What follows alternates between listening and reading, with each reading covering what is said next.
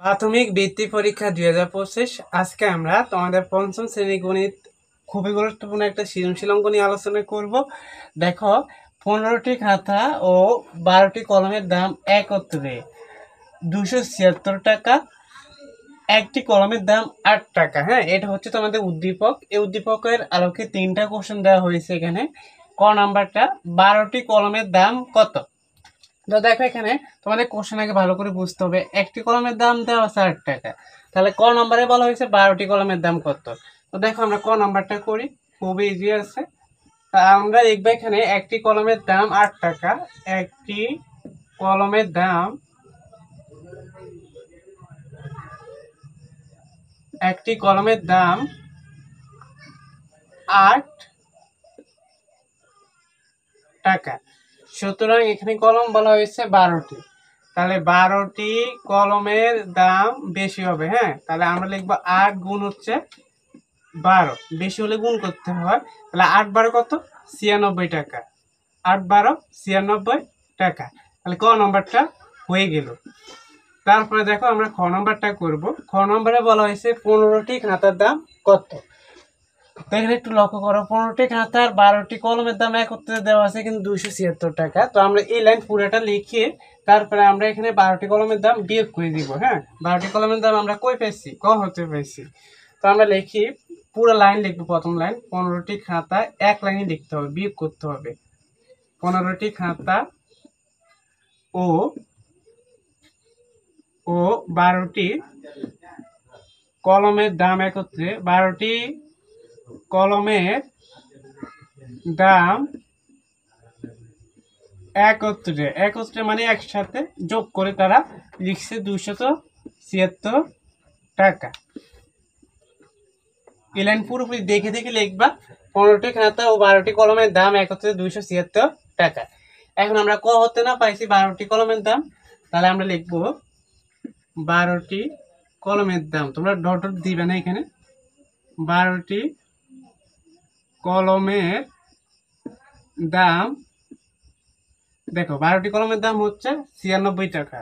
তাহলে আমরা 96 লিখে বিয়োগ করে দিব। তো সোজা একটা টান মারবে তোমরা, তারপরে বিয়োগ করবে। হ্যাঁ, টাকা লিখবে এখানে।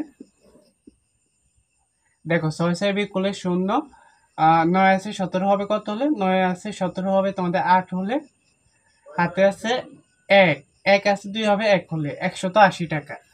তাহলে এখন দেখো, বিয়োগ করলে আমরা এখানে 12টি কলম বাদ দিতে পারি। বিয়োগ করলে 12টি কলম বাদ থাকবে কে? 15টি খাতা।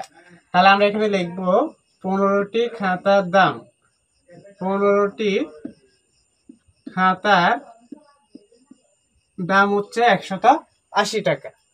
খ নাম্বারটাও শেষ, খুব ইজি আছে এগুলা। 15টি খাতার দাম আমরা পেয়ে গেলাম 180 টাকা।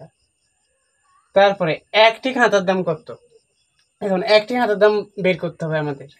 তো তোমরা এখানে লিখবে, গ নাম্বার লিখে যে খ হতে পাই, খ হতে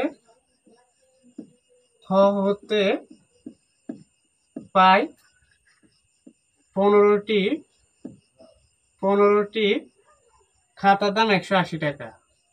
খাতার দাম 180 টাকা। এটা তোমরা লিখবে, 15টি খাতার দাম 180 টাকা। সুতরাং একটি খাতার দাম কত? একটি খাতার দাম 180 ভাগ হচ্ছে 15 টাকা, ডট ডট। এখন আমরা ভাগ করে দিবে। এখানে দেখো, 15 ভাগ হচ্ছে 180। তাহলে দেখো, আমাদের 15 নামটা পড়তে হবে, 18 নিতে হবে। হ্যাঁ, দুই সংখ্যা নিতে হবে।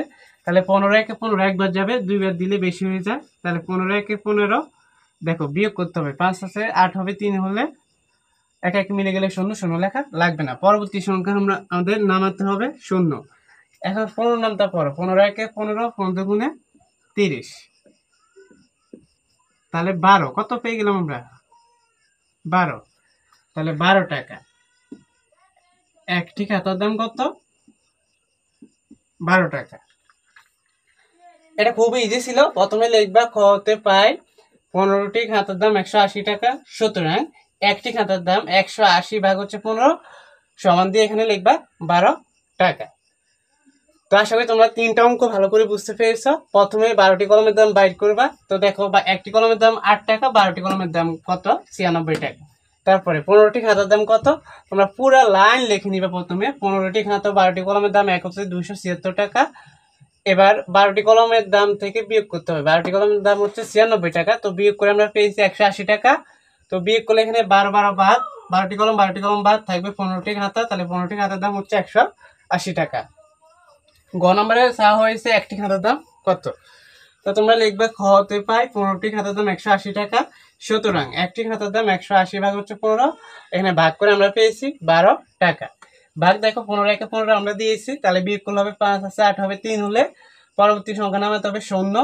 এখন কতবার পড়লে 30 হবে? 15 একে 15, 15 দুগুণে 30, তাহলে দুইবার পরিচয় আমাদের এখানে 30 হয়েছে। তাহলে একটি খাতার দাম আমরা পেয়ে গেলাম 12 টাকা। তো এরকম অঙ্ক দেখবো বইতেও আছে তোমাদের। এখানে খাতার জায়গায় দিতে পারে পেন্সিল, কলমের জায়গায় খাতা, এভাবে দিবে। তারপরে এখানে চেয়ার টেবিল দিতে পারে, হাঁস মুরগি দিতে পারে, গরু ছাগল দিতে পারে, সংখ্যা এখানে চেঞ্জ করে দিবে। বা বলা হবে একটি কাপ প্লেটের অঙ্ক বইতে আছে না, এইভাবে দিবে।